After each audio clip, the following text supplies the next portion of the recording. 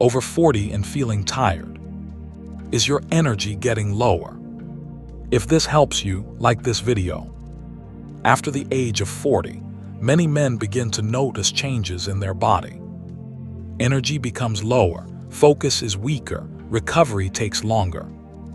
This is normal.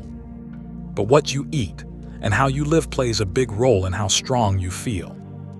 One natural herb that has been used for centuries is ginseng. Ginseng is famous in traditional Asian medicine for improving energy, stamina, and mental performance. But does it really help men over 40? Let's look at the facts. Ginseng contains natural compounds that help reduce fatigue and improve focus. This means you may feel less tired during the day and more active. Another important benefit is circulation support. Good blood flow helps oxygen and nutrients reach your muscles and organs. Ginseng helps support healthy circulation, which is important for male vitality. Ginseng also helps the body handle stress. High stress lowers energy, weakens immunity, and affects motivation. By reducing stress, ginseng helps you feel more balanced and focused. What about hormones?